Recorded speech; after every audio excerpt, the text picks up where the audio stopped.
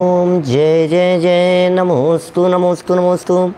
नमो अरिहंताणम, नमो सिद्धाणम, नमो आयर्याणम, नमो वज्रायाणम, नमो लोये सव्यसाहुणम। वंदे तु सव्यसिद्धे ध्रुवमचलमणोवमं गदिं पते।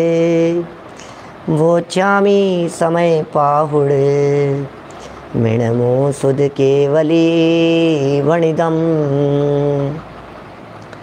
नमः समय साराय स्वानुभूत्या चकासते चित् स्वभावाय भावाय सर्वभावांतरचिदे। जिन स्वानुभूति से केरी मम स्वानुभूति मधिगिरी। श्री विमल धारा जैन श्रुत आनंद अमृत से भरी। समता प्रवाह भावती रागादि विकल्प तोड़ी के। माँ सरस्वती प्रतिभावे वंदन दृष्टि निज में जोड़ी के। दृष्टि निज में जोड़ी के। ग्रंथराज समय सार जी यहाँ विराजमान हैं। श्रीमद् भगवत कुंद कुंदाचार्य देव प्रणीत यह अद्भुत और अनुपम रचना है। हम सबके महाभाग्य से इस ग्रंथादिराज की रचना हुई है। इसमें किसी और का कुछ नहीं है, इसमें सिर्फ़ और सिर्फ हमारा ही भाग्य है। और हम बहुत भाग्यशाली हैं जो हमें ये ग्रंथ और इस ग्रंथ में प्ररूपित ऐसी कुछ अपूर्व और अद्भुत बातें सहजता से मिल गई हैं। भाग्यशालियों को ही मिलती है, अभागे जीवों को ये कान में पढ़ना भी दुर्लभ है। आप सोचिए ज़रा आलोक जी भाई साहब, दिल पर हाथ रख कर के सोचिए और विचार कीजिए कि आज इस धरती पर, आज इस धरातल पर कितने लोग ऐसे हैं जिन्होंने ये बात सुनी है, जिनके कान में पड़ी है कि एक द्रव्य दूसरे द्रव्य का करता नहीं है और शुभ भाव में धर्म नहीं है। ये आत्मा, ये जीव, ये चेतन तत्व, ये परद्रव्य का कर्ता धर्ता नहीं है, क्योंकि पर के साथ में इसका व्याप्य व्यापक संबंध नहीं है। ये बात कितने लोगों के कान में पड़ी है। समझने की बात नहीं कह रहा हूँ मैं, समझने की नहीं कह रहा हूँ, उसका भाव मर्म भाव वासन होने की बात नहीं कह रहा हूँ। कितने लोग ऐसे हैं इस धरती पर, मनुष्य गति के जीवों की बात करो। अभी छोड़ दो पूरे दुनिया भर के अजैन लोगों को, आखिर अजैन भी हैं तो मनुष्य गति के ही। कभी तो जैन कुल में उन्होंने जन्म लिया ही था, भविष्य में कभी तो जैन कुल में जन्म लेंगे ही। लेकिन छोड़ दीजिए उन सब अजैन मनुष्यों को और सिर्फ बात कीजिए उन जैन मनुष्यों की जिन्होंने जैन कुल में जन्म लिया है। अब बतलाइए, उन जैनियों में, जैन समाज के लोगों में, जैन कुल में जन्म लेने वाले लोगों में कितने लोग ऐसे हैं जिन्होंने ये बातें सुनी हैं। हम सब मिलकर के भी यदि ये पहुंचाने का प्रयत्न करें ना, तो भी पूरी धरती के मनुष्य गति में जैन कुल में जन्म लेने वाले लोगों तक, उनके कानों तक ये बात पहुंचाना महान दुर्लभ है। कितनी बड़ी ये हमारी मुहिम होनी चाहिए हम सब के द्वारा।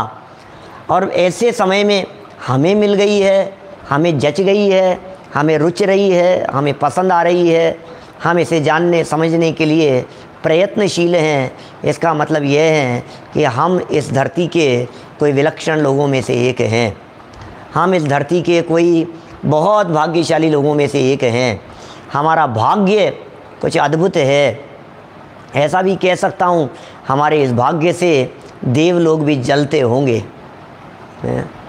मनुष्य गति, जैन कुल, उत्तम कुल, ये सब बातें प्राप्त करने के लिए, ये सब बातें जानने समझने के लिए कैसे लगता होगा उनको हम भी मनुष्य जन्म धारण करें, हम भी जैन कुल में जन्म लेवें।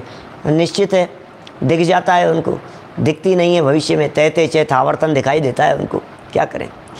हमारे भाग्य की महिमा आनी चाहिए आलोक जी भाई साहब, सच कह रहे हैं आप। तो ये समयसार ग्रंथादि राज्य हमें प्राप्त हो गया है। इस महान ग्रंथ के कर्ता कर्म अधिकार की 76 से 79, 76, 77, 78 और 79 इन 4 गाथाओं की यहाँ चर्चा चल रही है।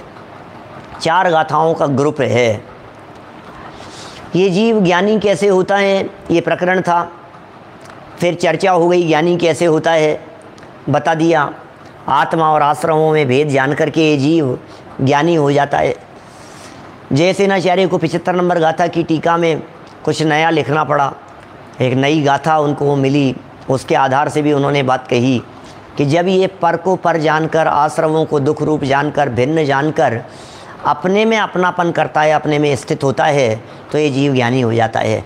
और ऐसे ज्ञानी जीव के क्या लक्षण हैं, ऐसे ज्ञानी जीव के पहचान के क्या चिन्ह हैं, और ये ज्ञानी हो गया ये कैसे पहचाना जाए, ये कर्ता कर्म की भ्रांति क्या होती है, कर्ता कर्म क्या होता है, कर्ता कर्म संबंध कहाँ लागू होता है, इन सब बातों को इन 4 गाथाओं के माध्यम से बतलाया जा रहा है। एक बार गाथा पाठ हम यहाँ से करेंगे, फिर पद्यानुवाद बोलते हुए हम विषय को आगे बढ़ाएंगे। देखिए प्रकरण क्या चल रहा है, उस बात को हम यहाँ से देखने का प्रयत्न करते हैं। नवी परिणम दिन गिणहदी उपज दिन पर दव पजाए, नाणी जानंतो विहु भोगल कम अणे विहम। नवी परिणम दिन गिणहदी उपज दिन पर दव पजाए, नाणी जानंतो विहु सग परिणामम अणे विहम। नवी परिणम दिन गिणहदी उपज दिन पर दव पजाए, नाणी जानंतो विहु भोगल काम फलमनंतम। नवी परिणम दिन गिणहदी उपज दिन पर दव पजाए, भोगल दव्वम पितः परिणमदि सएहिं भावेहिं। और इनका पद्यानुवाद याद भी हो गई होंगी, ये सब पंक्तियाँ, पद्यानुवाद तो याद हो ही गया होगा, सरल है। पर द्रव्य की पर्याय में उपजे ग्रहे ना परिणामे, बहुभांति पुद्गल कर्म को ज्ञानी पुरुष जाना करे। पर द्रव्य की पर्याय में उपजे ग्रहे ना परिणामे, बहुभांति निज परिणाम सब ज्ञानी पुरुष जाना करें। पर द्रव्य की पर्याय में उपजे ग्रहे ना परिणामे,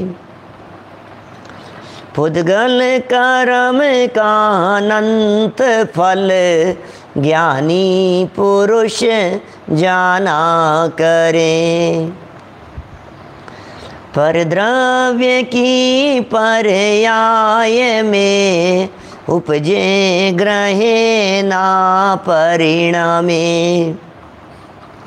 इस ही तरह पुद्गल दरव निज भाव से ही परिणामे। चारों गाथाओं की फर्स्ट लाइन एक जैसी है। परद्रव्य की पर्याय में उपजे ग्रहे और न परिणमे, बस पूरा विस्तार इसी का किया है। परद्रव्य की पर्याय में उत्पन्न नहीं होता, ग्रहण नहीं किया जाता और परिणमित नहीं होता। जब ये बातें सरलता से यहाँ समझा दी गई और कह दी गई, तो मैं नहीं समझता हूँ कि कोई बात कठिन रह जाती है, कोई बात समझने से परे रह जाती है। जो इसको समझ में नहीं आए, हमको समझ में नहीं आए। यहाँ कर्ता कर्म पने के लिए व्याप्य व्यापक संबंध की चर्चा पिछले प्रवचनों में हमने काफ़ी विस्तार से की है। व्याप्य व्यापक क्या होता है? जहाँ व्याप्य व्यापक होगा वहाँ कर्ता कर्म होगा। कर्ता कर्मपना वहीं बनेगा जहाँ व्याप्य व्यापक संबंध होगा। व्याप्य व्यापक संबंध द्रव्य पर्याय में ही होता है। व्याप्य व्यापकपना एक ही द्रव्य में होता है, भिन्न भिन्न द्रव्य में व्याप्य व्यापकपना नहीं होता। जो कर्म होता है वो व्याप्य होता है, जो कर्ता होता है वो व्यापक होता है। इस तरह से व्याप्य व्यापक माने कर्ता कर्म है ना, व्याप्य कर्म है, व्यापक कर्ता है। जो व्यापक होगा वही कर्ता होगा। काफ़ी चर्चाएं हो गई थी यहाँ, तो जो उपजे ग्रहे न परिणमे, ये जो चर्चा चल रही थी, और नीचे वाली लाइन में सिर्फ एक एक शब्द को बदल करके कुंदकुंदाचार्य देव ने बतला दिया कि इससे क्या जानना चाहिए। पर की पर्याय में उत्पन्न नहीं होता, ग्रहण नहीं करता, परिणमाता नहीं है, तो फिर करता क्या है कि पुद्गल द्रव्य को जाना करे। नंबर 1 पहली गाथा 76 नंबर, पुद्गल द्रव्य बहुभांति पुद्गल कर्म को जानता है। गाथा 77 बहुभांति निज परिणाम को जाना करे। अरे पुद्गल कर्म को जाना करे ये 76 में कही, निज परिणाम को जाना करे ये 77 में कही, और पुद्गल कर्म का अनंत फल वो भी ज्ञानी जीव सिर्फ जानता है, ये 78 नंबर गाथा में कही। 3 गाथाओं में तो पुद्गल पुद्गल पुद्गल को जानने वाले जीव की चर्चा हुई। माने ऐसा कह सकते हैं 76, 77 और 78 ये 3 गाथाएं जीव की मुख्यता से कही जाने वाली गाथाएं हैं, और जो चौथी गाथा है ये जीव की नहीं पुद्गल की मुख्यता से लिखी गई गाथा है। जिस तरह से जीव पुद्गल के पर्यायों में उत्पन्न नहीं होता, परिणमित नहीं होता और ग्रहण नहीं करता पुद्गल की पर्यायों को, इसी प्रकार एक पुद्गल भी दूसरे पुद्गल को ग्रहण नहीं करता। उसी प्रकार एक पुद्गल भी दूसरे पुद्गलों को परिणमाता नहीं है। उसी प्रकार एक पुद्गल भी दूसरे पुद्गलों को उत्पन्न नहीं करता। क्या ख्याल में आ रही है बात? अखिलेश जी साहब, एडीएम जी, तो क्या कहना चाहते हैं बोलो? कैसे उत्पन्न होवे कोई पुद्गल परमाणु किसी दूसरे पुद्गल परमाणु को कैसे उत्पन्न करे? अरे हमें तो ऐसा लगता है उत्पन्न हो गए हों, ऐसा लगता है, लेकिन ये दुनिया बहुत बड़ी है, इसमें उत्पत्ति की स्थिति बन नहीं सकती है, बनेगी ही नहीं ये स्थिति, बनेगा ही नहीं ये विधान। क्यों नहीं बन सकता ये विधान? क्यों? लगता तो ऐसा है हो गया, लगता तो ऐसा है उत्पन्न हो गया, लगता तो ऐसा है हो रहा, देखो देखो कैसे कुछ भी नहीं था और ये कितना बड़ा खड़ा हो गया। भाई बात तो ऐसी लगती है। क्या बात तो हमें ऐसी लगती है कि कैसे उत्पन्न हो गया, लेकिन उत्पन्न नहीं हो रहा है, वो पुद्गल परमाणु परिणमित हो रहे हैं। जैसे हमने माचिस की तिल्ली जलाई है ना, अब जलाने पर ये आग, कहीं बारूद दिखता था, विवेक जी साहब जयपुर वाले, माने ये जो दिखता है अपने को बारूद था बिछा हुआ, कुछ भी नहीं था, और चिनगारी दिखाई और लपटें उठने लग गई इतनी विशाल विशाल। बोले कहाँ से? नई पैदा हुई है, नई पैदा हुई, पहले तो नहीं थी, नई हो गई है, बढ़ गई है। अरे भाई वो अनंत पुद्गल परमाणु चारों तरफ मौजूद हैं, वो अग्नि रूप परिणमित हुए, अग्नि के देह रूप परिणमित हुए, ऐसा है। इसलिए कोई भी पुद्गल परमाणु नया उत्पन्न नहीं होता। और इसी बात को हितेश भाई गांधी जी, इसी बात को इन्होंने 3 शब्द दिए हैं, बस वो शब्द नए हैं, शब्द मत देखिए।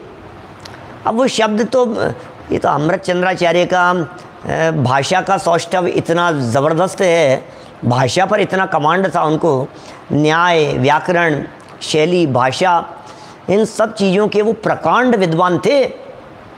अमृत चंद्राचार्य प्रकांड विद्वान है ये, तो इनकी भाषा बहुत प्रौढ़ है, विद्वानों की भाषा है, इसलिए विद्वानों की भाषा में प्राप्य, विकार्य, निर्वर्त्य ऐसे शब्दों का प्रयोग करते हैं। हम जैसे अबोध बालकों के लिए ये बातें, मतलब एक द्रव्य दूसरे द्रव्य की पर्याय को प्राप्त नहीं करता है। अब इसमें कोई कठिन लग रही है क्या बात? ठीक है, प्राप्त नहीं करता है। बोले एक द्रव्य दूसरे द्रव्य को उत्पन्न नहीं करता है। अब उत्पन्न नहीं करता है, समझ में आ गई बात। बोले एक परमाणु दूसरे परमाणुओं को परिणमित नहीं कर सकता है, समझ में आ गई बात। अब बस यही तो तीन बातें हैं जिन्हें प्राप्य, निर्वर्त्य और विकार्य कह करके पुकारा गया है। शब्दावली नई है और यहाँ के अलावा अन्यत्र इन शब्दों को तलाशना, ढूंढना और इनका मिलना ये भी थोड़ा सा दुर्लभ सा ही दिखाई देता है। तीनों शब्दों के अर्थ, तीनों शब्दों का भाव वासन यदि आप लोगों को हो गया हो तो फिर हम आगे बढ़ेंगे। कल टीका जहाँ तक पढ़ ली थी उसके ठीक आगे। मैं नहीं चाहता हूँ कि इन प्रकरणों को रिपीट किया जाए, क्योंकि रिपीट तो खुद ही कर रहे हैं। कभी कभी ऐसा भी लगता है, कुंदकुंदाचार्य देव की करुणा देखिए, कुंदकुंदाचार्य देव का धैर्य देखिए, और उनकी टीका और उनका धैर्य तो है ही। अमृत चंद्राचार्य का भी तो धैर्य देखिए। जब 76वीं गाथा की टीका में उन्होंने वो बात कह दी थी, तो 77वीं गाथा की टीका में दोबारा वो बातें क्यों लिखी? इसका मतलब अमृत चंद्राचार्य ये सोच रहे होंगे कि जब कुंदकुंदाचार्य देव ने वो कांटे ताड़पत्र पर लिखने वाली, विजय जी साहब गुना वाले, वो ताड़पत्र पर लिखने वाला जो कष्ट है, क्या वो कष्ट सह करके भी बातें रिपीट कर रहे हैं बात। उन्हें कंटाला नहीं आया ये बात कहने में। हम लोग ऐसे होते हैं, हम लोग इतने प्रमादी और आलसी हैं कि हम जब ऐसी रिपीटेशन होते, समझ लेना, लगा लेना, अपने आप समझ लेना, अब वही तो बात है, अब मैं क्या रिपीट करूं, हो गया समझ लो आप। अरे भाई, इन बातों पर जोर दिया गया है बार बार कह करके, इसलिए आगे पढ़ना है अपने को, लेकिन बहुत ज़्यादा रिपीटेशन नहीं हो, इसलिए मैं पिछली बात को नहीं पढ़ते हुए सीधा आगे पढ़ रहा हूँ। कल तक की बात आप सबके द्वारा समझी हुई है ही, और अगला प्रकरण पढ़ने से वो पिछली बात और थोड़ी सी खुल जाएगी। पेज नंबर निकालिए 153, 153 नंबर पेज देखिए क्या कह रहे हैं यहाँ। 153 नंबर पेज और ऊपर से 7वीं लाइन के बाद की 7वीं लाइन।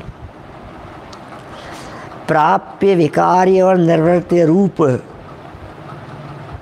व्याप्य लक्षण वाले आत्मा के परिणाम स्वरूप जो कर्म,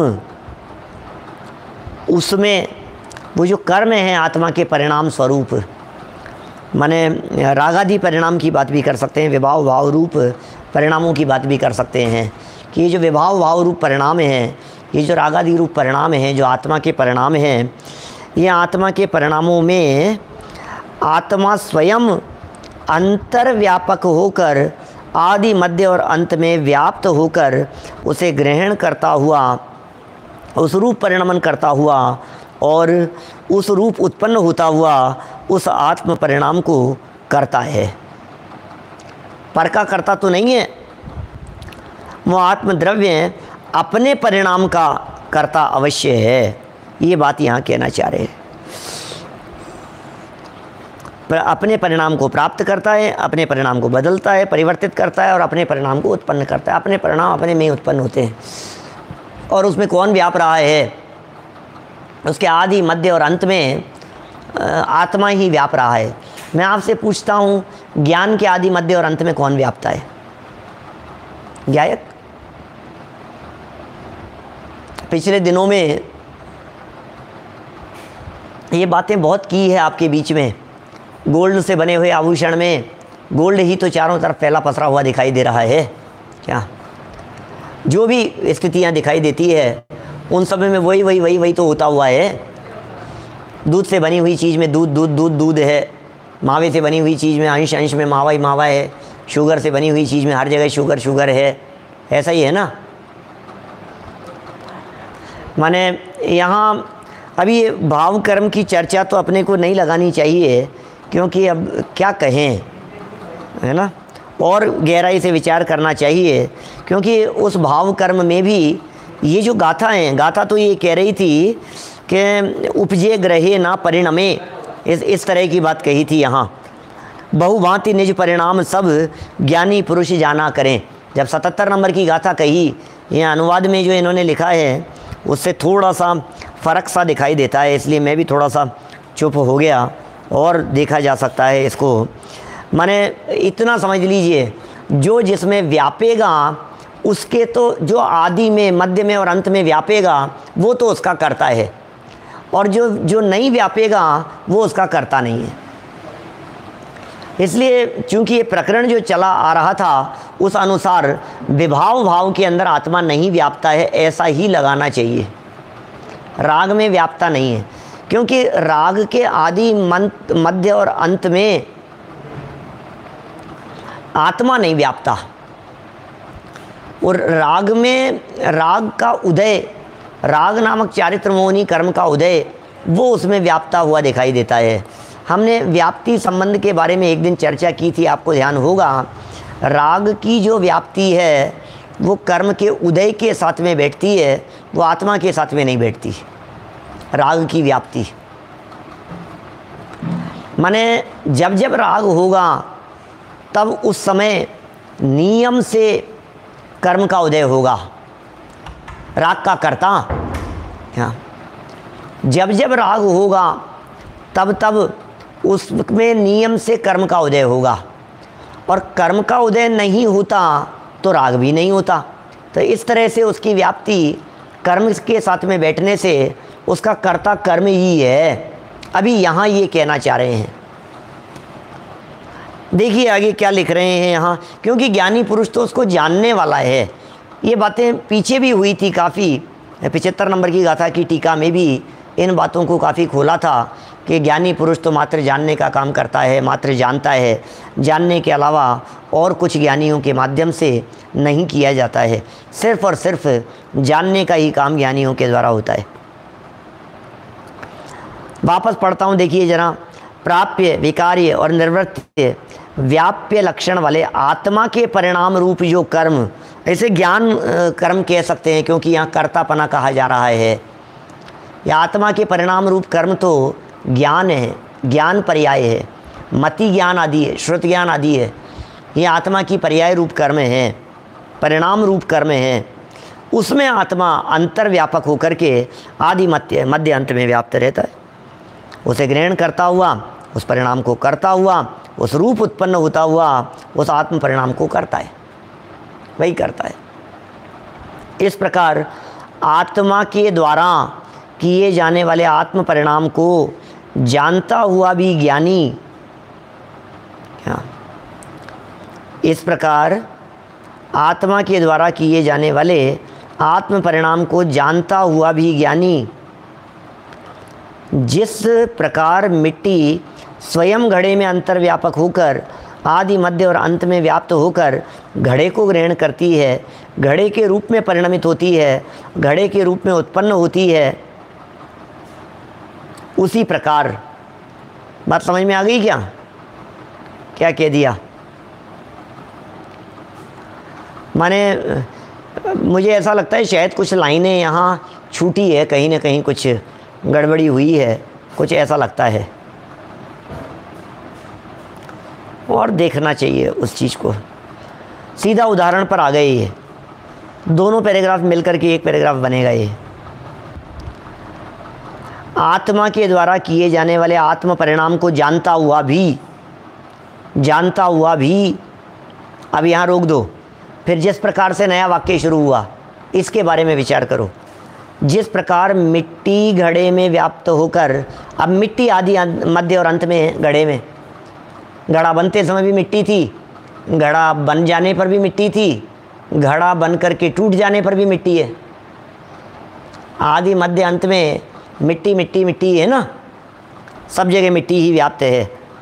तो ऐसे घड़े को अब ग्रहण करती है मिट्टी, परिणमित करती है और उत्पन्न करती है। ये प्राप्य विकार्य निर्वृत्य हो गए हैं, ये तीनों यहाँ लागू हो रहे हैं। अब ये प्राप्य विकार्य निर्वृत्य मत बोलिए, यदि जटिल लगता हो तो मत पढ़िए, प्रकरण से प्राप्य विकारी और निर्वृत्ति, इन तीनों को हटा दीजिए, एक तरफ कर दीजिए और सिर्फ इतना मान लीजिए, उत्पन्न होना, बदलना, परिणमाना, क्या उत्पन्न करना निर्वृत्ति, परिणमित करना विकार्य और प्राप्त करना निवृत्ति, ये प्राप्य। तो प्राप्य विकार्य और निवृत्ति आपको ऐसे दिख जाएंगे। अब उस प्रकार ज्ञानी के संबंध में बात कह रहे हैं। ये 77 नंबर की गाथा चल रही है अभी। उस प्रकार ज्ञानी स्वयं बाह्य स्थित ऐसे परद्रव्य के परिणाम में अंतर्व्यापक होकर आदि मध्य अंत में व्याप्त होकर उसे ग्रहण नहीं करता। क्या? उसे ग्रहण नहीं करता। ज्ञानी परद्रव्य के परिणाम में आदि मध्य अंत में व्याप्त होकर ग्रहण नहीं करता, परिणमित भी नहीं करता, नहीं होता और उस रूप उत्पन्न भी नहीं होता। इसलिए यद्यपि ज्ञानी अपने परिणाम को जानता है तथापि प्राप्य विकार्य और निवृत्ति ऐसा जो व्याप्य लक्षण वाले परद्रव्य के परिणाम रूप कर्म है उसे न करने वाले उस ज्ञानी का पुद्गल के साथ कर्ता कर्म भाव नहीं। कुल मिलाकर के बात वही है, वही कहना चाहते हैं बार बार में।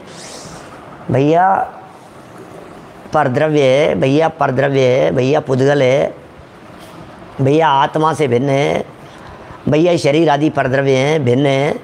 आप उनका कर्ता नहीं हो सकता, तो जैसे कर्ता नहीं है वैसे भोक्ता भी नहीं है, उनसे अत्यंत भिन्न है। अत्यंताभाव है दोनों में, पुद्गल के परिणाम में और आत्मा में, इनमें परस्पर में अत्यंताभाव है। आगे देखिए, फिर एक बार और पढ़ लेते हैं इसके आगे।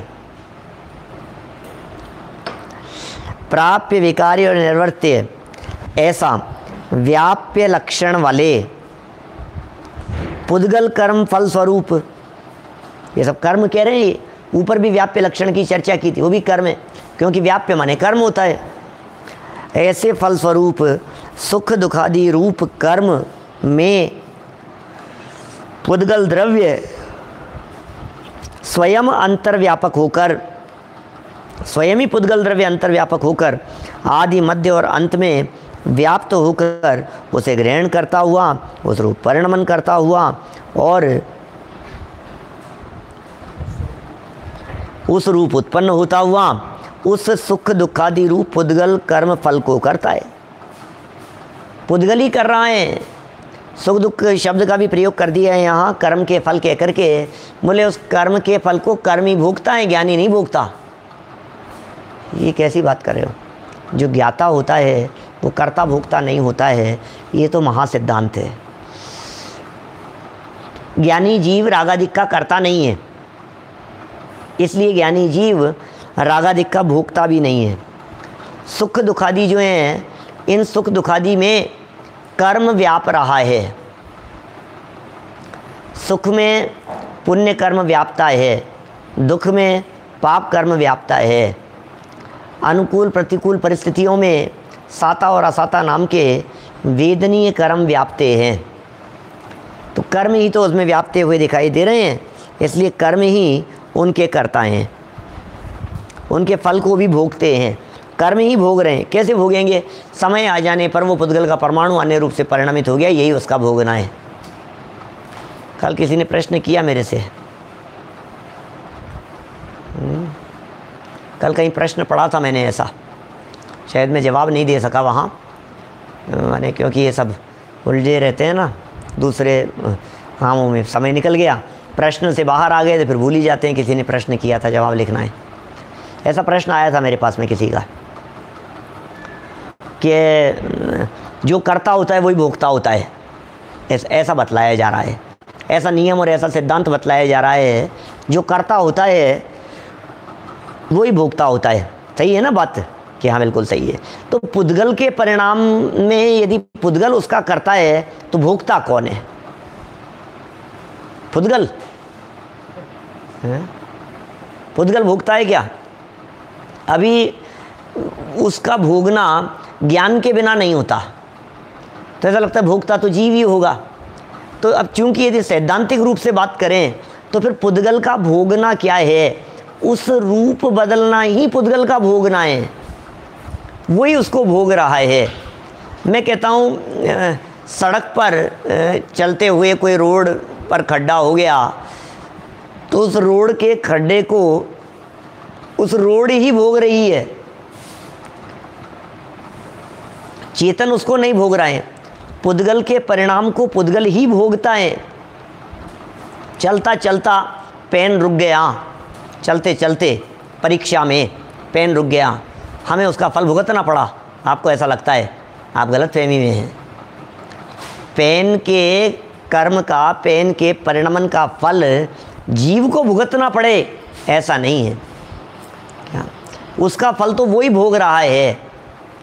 चलते चलते रोड पर चलते चलते चप्पल टूट गई, तो टूटी चप्पल को किसने भोगा? बोलो, जीव ने? हाँ, सब जीव भोग रहा है। अरे जीव भोगता सा दिखता है, जीव नहीं भोगता है टूटी चप्पल को। टूटी चप्पल को टूटी चप्पल ही भुगतेगी।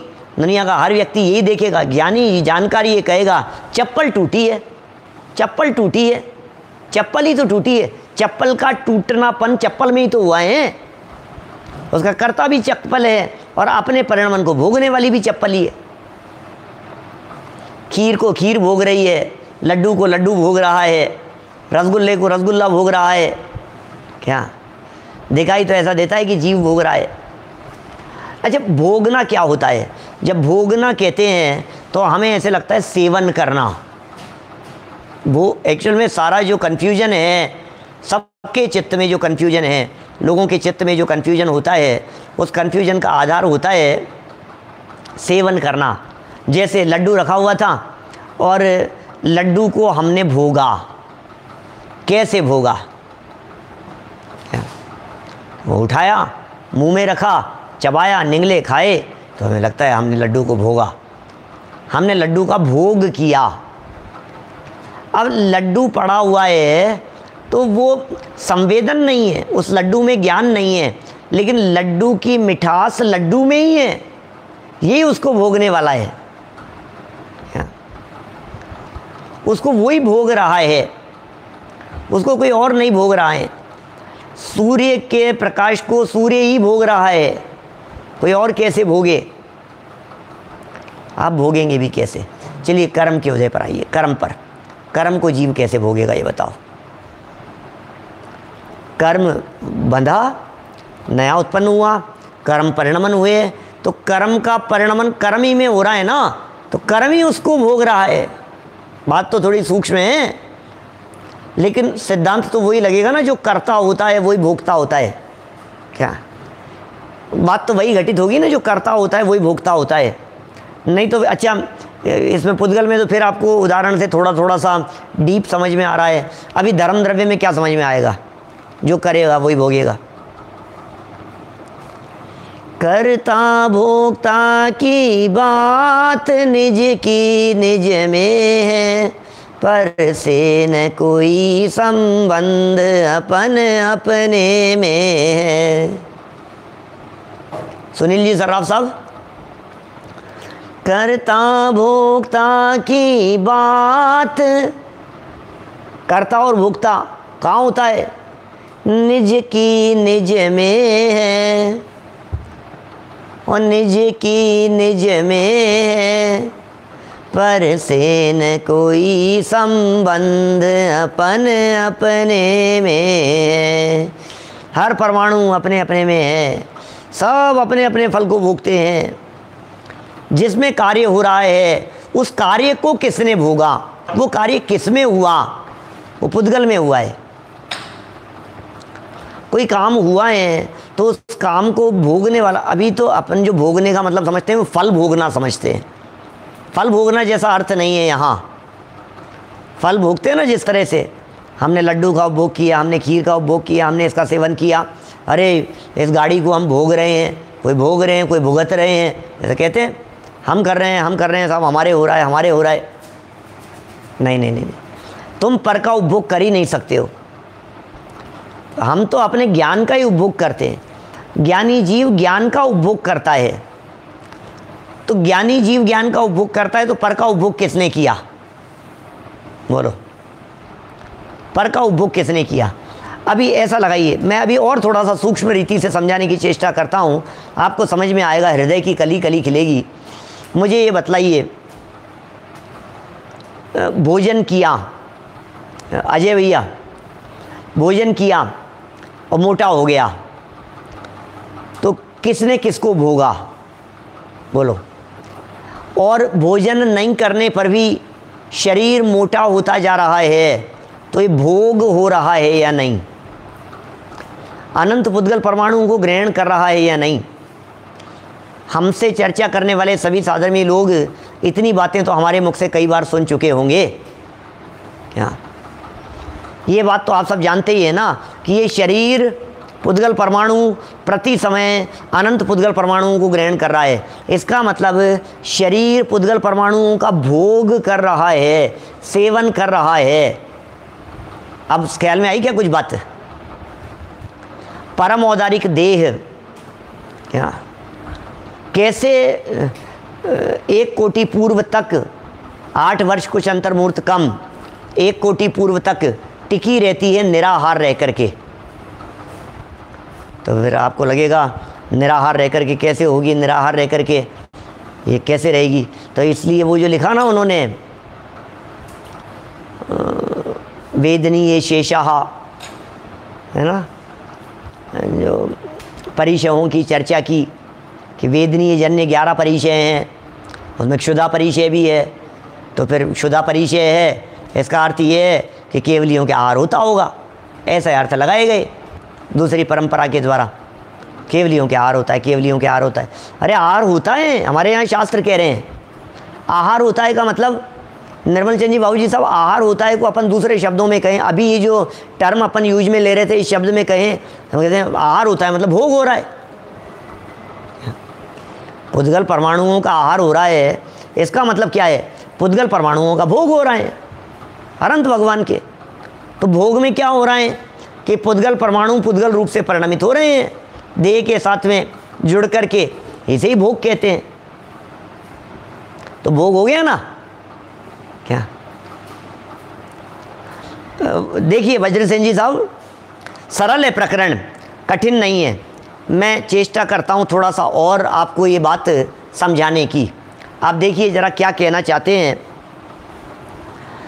उपभोग की चर्चा चल रही है, उपभोग, भोग और उपभोग की बात चल रही है, कर्ता भोक्तापन की चर्चा चल रही है। भोग कैसे होगा? पुद्गलों में भोग कैसे होता है? पुद्गलों में वृद्धि कैसे होती है? बढ़ कैसे रहे हैं? माने एक बीज था, बीज को बोया, अंकुरित कैसे हो गया, बढ़ने कैसे लगेगा, पल्लवित कैसे हो गया, वो पल्लवित पुष्पित कैसे होता चला जा रहा है, वो वृक्ष इतना बड़ा कैसे हो गया? इसका मतलब वो भोग रहा। इसका मतलब भोग का अर्थ वो भोग नहीं है जो ज्ञानियों के लिए, अज्ञानियों के लिए, चेतन के लिए, जीवों के लिए भोग शब्द का प्रयोग किया जाता है। क्या क्या दिनेश सिंघई जी साहब, ज्ञानियों के लिए या जीव के लिए या चेतन पदार्थ के लिए जिस तरह के ज्ञान दर्शन के व्यापार और जानने देखने रूप भोग किया, उपभोग किया, ये जो शब्दों के प्रयोग किए जाते हैं, ये शब्द वहाँ नहीं लागू होंगे, उसमें लागू नहीं होंगे। किसमें? पुद्गल में इस तरह का भोग नहीं होगा। तो पुद्गल ही पुद्गल कर्म को भोगता है। क्या भोगना माने अपने गुण पर्यायों का उसी में रूप हो रहा है, वो जो भी हो रहा है यही भोगना है, उसमें अपनी वीर्य शक्ति है। भोग माने अब ये भोग का अर्थ भाव भाषण करने का प्रयत्न कीजिए, क्योंकि भोग का अर्थ यदि आपने परिणमन लिख दिया तो फिर चक्कर पड़ जाएगा। परिणमन भी है, बदलाव भी है, उसमें हो रहा है, वो उसी रूप बदल रहा है, उस क्रिया को वही उसी में हो रही है, वही उसको भोग रहा है। ऐसे भाव भाषण करने की चेष्टा कीजिए। क्या है, मैं उसको शब्दों में बांधना नहीं चाहता, लेकिन सिद्धांत इतना ही है कि निज की निज में है, जो करता होगा वही भोगेगा। पर का करता नहीं है इसलिए पर का भोगता नहीं है, अपना करता है इसलिए अपना भोगता है। जीव अपने परिणामों का कर्ता और भोक्ता स्वयं है, तो पुद्गल भी अपने परिणाम का कर्ता और भोक्ता स्वयं है। मैं कह रहा हूँ जैसे कौन बना लड्डू रूप, वो आटा ही तो लड्डू बना। मिट्टी थी, मिट्टी से घड़ा बना, तो घड़े को किसने बनाया, घड़े रूप अवस्था को किसने प्राप्त किया? प्राप्त करने को भोगना समझिए ये गणेश भाई। यहाँ जो भोगने का मतलब प्राप्त करना, प्राप्य विकार्य निर्वृत्ति कह रहे हैं ना यहाँ। प्राप्य, विकार्य और निर्वृत्य। निर्वृत्य उत्पन्न हुआ, विकार्य परिणमित हुआ, प्राप्य प्राप्त किया। जो प्राप्य है वो भोग है क्या, और जो विकार्य और निर्वृत्य है वो परिणमन है। तो वो जो उत्पन्न हुआ था उसको असली में भोगा किसने? जो विकार्य रूप हुआ था उसको किसने भोगा? अच्छा, क्रोध को भोगने वाला कौन? क्रोध रूप जैसा परिणमन चल रहा है, मान लो किसी व्यक्ति को गुस्सा आया, तो उस गुस्से के फल को सामने वाले ने भोगा है। मैंने बहुत तेज गुस्सा किया, सामने वाले की ऐसी तैसी कर दी, अरे यार ज़बरदस्ती, मेरी कोई गलती नहीं थी, उसका गुस्सा ज़बरदस्ती हमें झेलना पड़ा। ऐसा होता है। गुस्से को गुस्सा करने वाला भोगता है, क्रोध को क्रोध करने वाला भोग रहा है।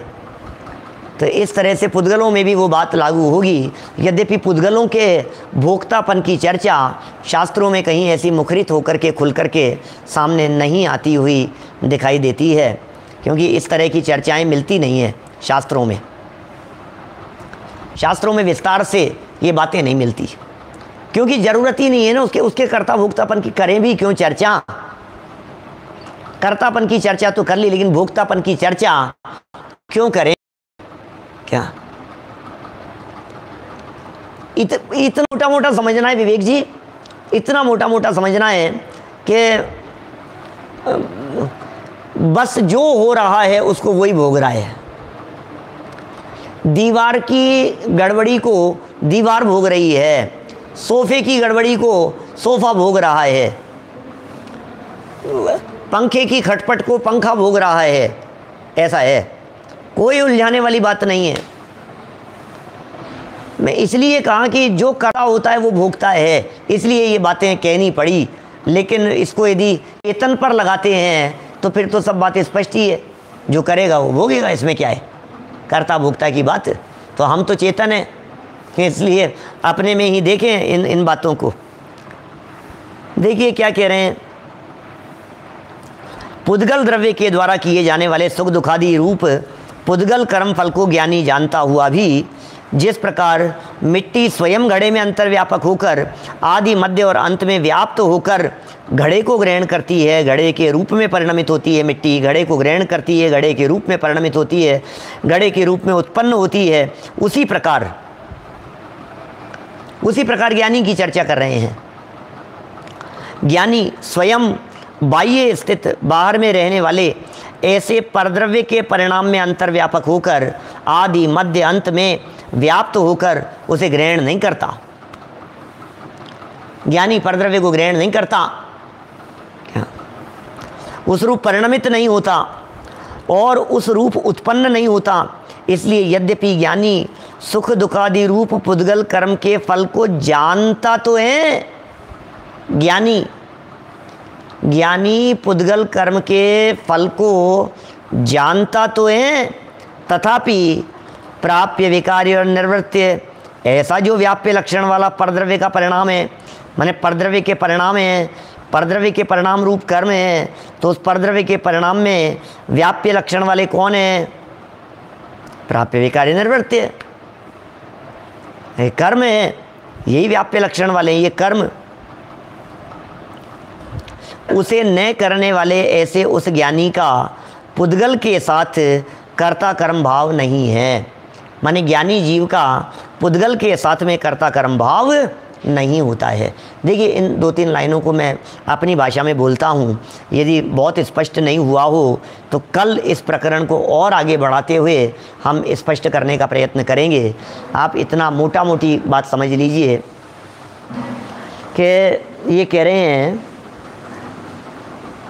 पुद्गल कर्म का फल, पुद्गल कर्म के फल में जो आदि मध्य अंत में था वही व्याप्य होगा क्या, और जो उसमें व्यापा है, जो व्याप्य है वो कर्म है, और उसका जो कर्ता है वो है जो उसमें व्याप रहा था, वो उसका कर्ता था।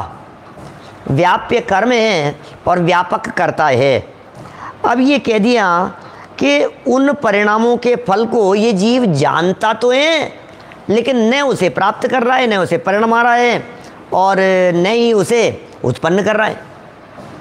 इसलिए कोई भी ज्ञानी व्यक्ति, कोई भी चेतन आत्मा वो उनका कर्ता भोक्ता नहीं हो सकता है। बातें कुछ थोड़ी सी सूक्ष्म है, उपयोग को एकाग्र करके समझने का प्रयत्न करना। कल हम इस बात को और थोड़ा सा आगे मतलब स्पष्ट करेंगे। अभी की बात को यहीं विराम देता हूँ। जनवाणी स्तुति।